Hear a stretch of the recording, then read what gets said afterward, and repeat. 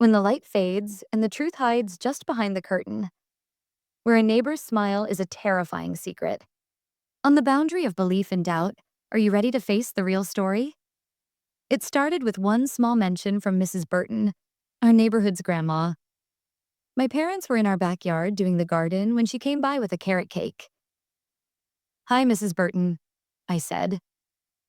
She nodded, smiling, and approached my parents. As I pulled out weeds, I overheard them talking about the McField's missing son, the Grover's ugly new lawn that was ruining the neighborhood's image, and Cormac Stanner's brand new car, which had windows so dark you couldn't see inside. "You really should look into joining the manuscript book club. It helped me a lot. Things were so hard after Ben passed away, but I'm so much better now. I had someone to talk to. My life had purpose," she said to my parents in that pleasant, motherly voice. "Thanks, Mrs. Burton. We'll give it a thought," my mom said, taking the carrot cake from her. Mrs. Burton was your regular sweet old lady. She used to live with her husband, Ben, but he passed away last year.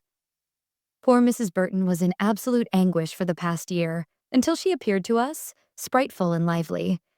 I thought that she had recovered and found purpose living alone. My phone vibrated. It was my best friend, Zoe.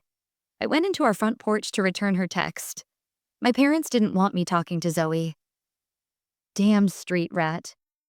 Horrible influence on a girl," my dad would often say. We went to the same class from high school until college. She was an orphan and would frequently get in trouble for all sorts of things.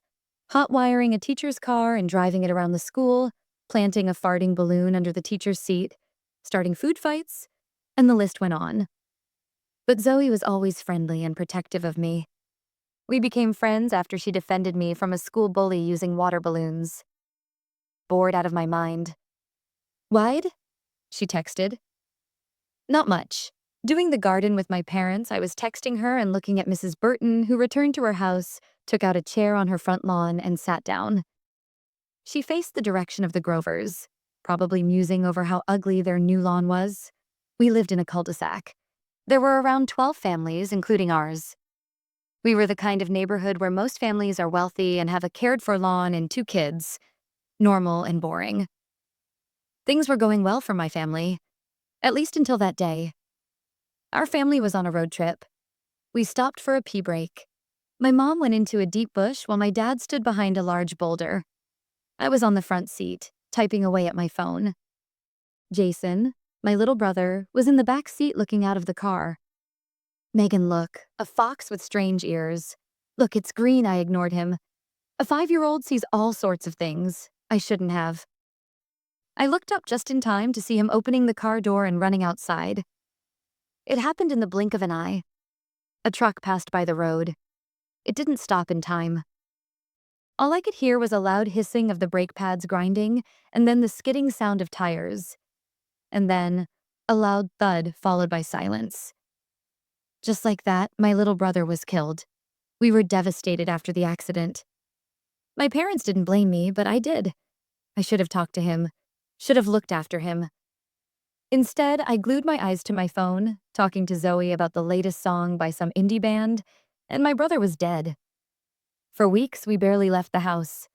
I sometimes wandered to Jason's room, sat there looking at the paintings that he made on the wall, and cried alone. The neighbors were very understanding and gave us plenty of gifts, cakes, and condolences, but we'd trade them all for Jason back in an instant. We weren't the only family with grief. Every single family in our neighborhood lost someone. Mrs. Burton lost her husband. The Grovers lost their daughter. Cormac Stanner lived alone, but his dog got sick and died. Each of us lost someone dear, so the McFields were understandably worried about their missing son. They put up posters, asked for help on the local radio station, and had volunteer groups searching for him in the surrounding forests. Then I started noticing something strange. First, only Mrs. Burton would put out a chair on her lawn, facing the Grovers' house. But then, the McFields did the same thing. After that, Cormac Stanner bought an entire recliner for his front porch, facing the same direction. The Smiths followed. The Whitakers installed a porch swing. Every day, in the afternoon, they would go to the same spot and look at the Grovers' house for an hour. Eventually, my family was the only one left not taking part in the strange observation. Soon, everything became even stranger. I started hearing voices in the night.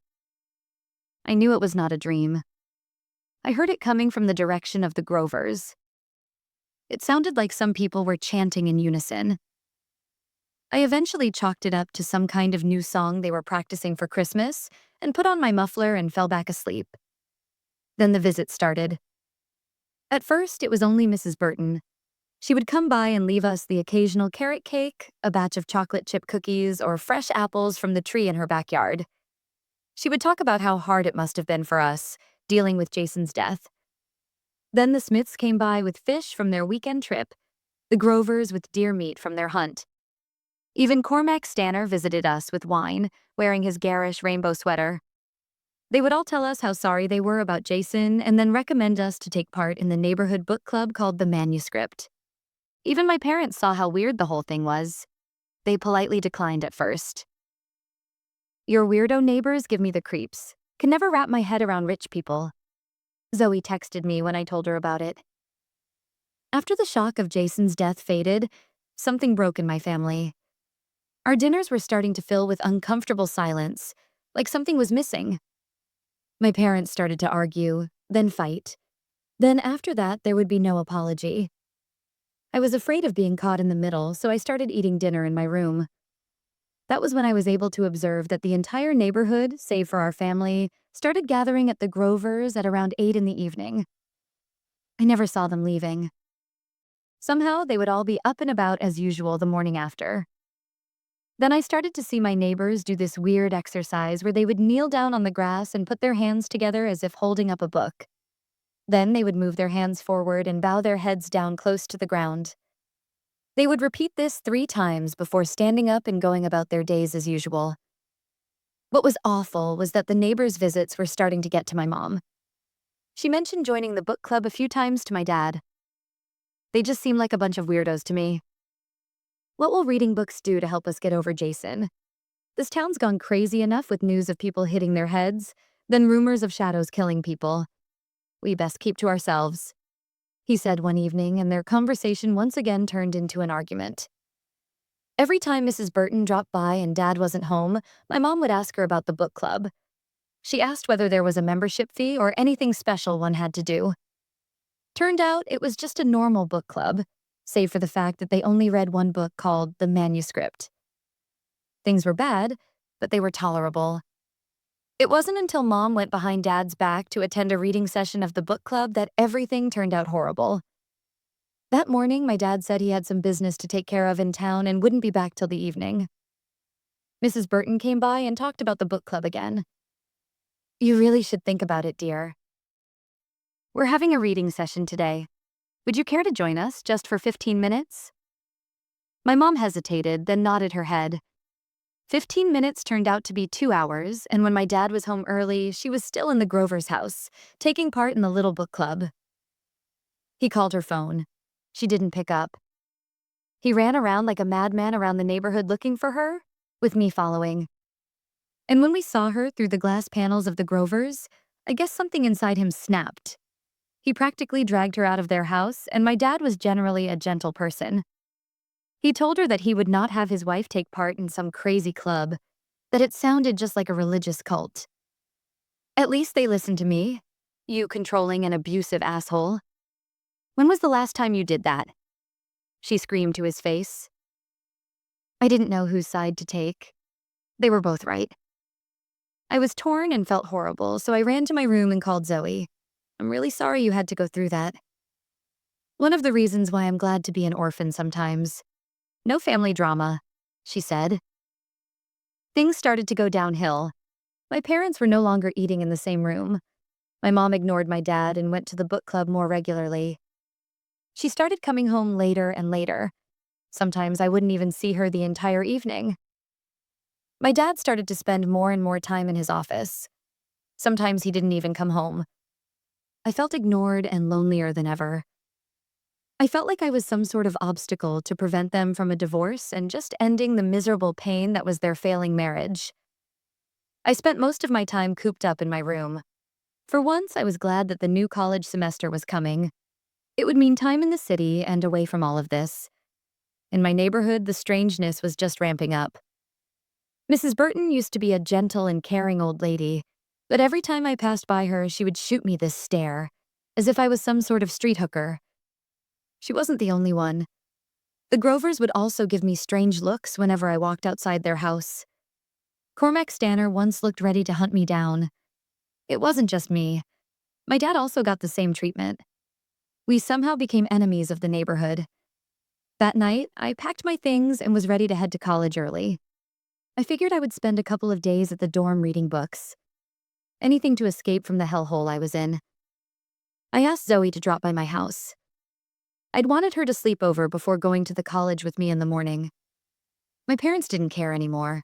My dad said nothing, and my mom immediately went to the Grovers' house after dinner. Zoe and I went to our room and chatted till it was night. I didn't see my mom get back home until 10 p.m. From my window on the second floor, I could see nervousness on her face, but didn't think much of it. Downstairs, it seemed my parents had started to make up because I could hear music and the faint voice of my mom telling my dad that they should get a drink. I was relieved and went to sleep. Zoe woke me that night. She pressed a finger to her lips and pointed me to the window. I looked at the clock. It was 3 a.m. There were several people in dark robes and they were lining up to enter my house. I heard our front door being opened. Then the creaking sounds of footsteps over old woods. I was scared out of my mind. I thought they were burglars and took out my phone to call 911. Zoe put her ears to the door of my room, and after a moment, her eyes widened. She rushed back to bed and told me to pretend I was sleeping. I shut my eyes as hard as I could and tried my best to not move, but my heart was jumping inside my chest. "She's sleeping," I heard a male voice. It seemed to be Henry Grover. "We'll come back for her." This time was a female voice. It sounded a lot like Kathy McField. And with that, they walked out of our bedroom. We both waited for what seemed like forever, until Zoe slowly got up and peeked outside the window. "Look, they're taking someone," she said and gestured outside. My blood froze the moment I caught eye of who they were taking. It was my dad. He looked like he was still asleep while being carried by his arms and legs. "What the hell is wrong with rich people?" Zoe whispered. "We have to follow them," I said, putting on my hoodie and taking my wallet and phone with me as a habit. We took slow and small steps to not creak the stairs. I looked at my mom's bed. It was empty. We crept downstairs and outside just as one of the robed people closed the door to the Grovers' house. We looked around for a moment and then crouched slowly to the Grovers. We had to know what they were doing, but I couldn't come up with anything. Just then, a light lit up from the basement. I suddenly recalled that the Grovers' basement had a window. Me and Zoe got to it, making sure to stay hidden from view and only peeking in. In the middle of the basement was a circle of people. They were all facing an altar, on top of which was a closed notebook with a brown leather cover. Then, 2 men carried my dad to the middle of the circle. "We are the children of the manuscript, and the manuscript is our lifeblood," the robed people said in unison 3 times. My hand trembled, sweat dotting my fingers. Then, a small and familiar figure stepped forward, then removed their robe, and I had to put my hand over my mouth to keep from screaming. It was my mom. "We offer this child to the manuscript so that his eyes may be opened," she said, and took out a knife. "Oh my God, she's going to kill your dad." "Call the cops. Call them now," Zoe hissed. I took my phone out of my pocket, but my hand was too sweaty, and the phone wouldn't recognize my fingerprint or face in the darkness. All the meanwhile, my eyes were glued to the window. The 2 men were holding up my dad now. My mom was approaching him with the knife. I thought about screaming out loud to stop them, but something was holding me back. She raised the knife, my eyes burned from not blinking. Then she took my dad's hand and made a small cut on his index finger. "We offer this child to the manuscript so that his eyes may be opened. His blood will be the price for initiation," she said, and opened the book on the altar. She held his hand over it. Blood dripped from his finger to the notebook and disappeared. Then my dad's head jerked up. His eyes opened wide. A green jet of light entered from the book to his eyes. Then he drooped back down. At this point, I was practically frantic. Zoe put her hand over my mouth and shook her head. She pointed to a corner in the room. My heart sank. There was a shotgun, and next to it a cage that holds a fox with a clipped ear that was painted bright green. At that moment, I felt something in the air, like being watched from behind. Then I heard the footsteps. "Now what do we have here, peeping Toms?" A voice called out to us. I was startled. The people in the basement also heard it. Their eyes darted up to where we were standing in unison. I turned around. It was Cormac Stanner. "We were saving this as a present for you, Megan. It seemed you have found your way to us anyway. Ready to accept the blessing of the manuscript?" he asked. His face began to contort into a weird smile and his eyes opened wide. "Run!" Zoe screamed. I bolted, but his hands caught me. I struggled and thrashed to no effect. Then Zoe came back and started picking up rocks on the ground and threw them in his face, making loud thuds. "It's Megan we want. You can scurry off now," he said, shrugging off her attacks like they were nothing. Desperate, I began punching him in the face. That was when I realized his smile never left and his eyes never blinked. I was absolutely freaked out. Then Zoe jumped in front of him and kicked him square in the balls. Cormac Stanner dropped to the ground, his hands holding his crotch, but still smiling and his eyes would not blink. Then we heard a click. The Grovers' front door opened and light streamed out. More than a dozen people spilled out and removed their robes. Henry and Martha Grover, Kathy and Abel McField, Gavin and Chloe Smith, Alexander and Lydia Whitaker, many others, and even Mrs. Burton. And finally, my mom and dad. They looked at us. Then their faces warped into a smile that was way too wide. Their eyes opened and unblinking. There was a period of silence. The air reeked of wet grass and rot. "I saw the truth in the manuscript, honey. It helped me move on. It would help you too," my mom said before her mouth turned into a smile again. "That's right, honey. I was blind, but now my eyes are open. The manuscript can do the same to you," my dad said. Zoe and I were backing up slowly as the row of people advanced. Slowly, their hands moved in front of them and made a motion as if to hold a book. We turned and ran. They ran after us, their legs running, but their arms still making the book-reading motion and the smiles never leaving their faces.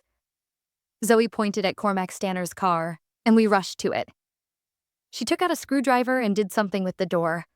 The sounds of shoes rapping on the concrete were very close now. I was screaming at the top of my lungs for her to hurry up. She opened the car door and we rushed in just as hands almost grabbed my feet. We held the car door closed while the group of people stood all around it. Zoe ducked down the driver's seat and brought out some wires. "I'm gonna hotwire this thing." "Ever drove a car?" she asked me. Kinda," I stammered, my mind blank. The people were surrounding the car now. Zoe successfully primed the car and the engine started. We switched seats and I looked up to see that my parents were standing in front of the car. "There's no point running, honey," they told me, their unblinking eyes boring a straight hole to my soul. Zoe looked to me. Our hands found each other. "Shit, looks like no way out," she said. "What the hell do we do?" I asked her. "Hey Megan, can I borrow your hoodie?" Always wanted to wear it. Figured I'd want to wear it once before they caught us. I thought it was a strange request, but listened anyway. I took my hoodie and gave it to her. She put it on and gave me a look, tears in her eyes. "Love you more than anything. Come back to save me, okay?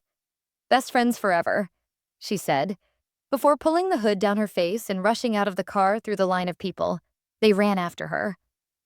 I wanted to open the car door, but something inside me screamed not to. I gave her a tearful look goodbye and slammed on the gas pedal.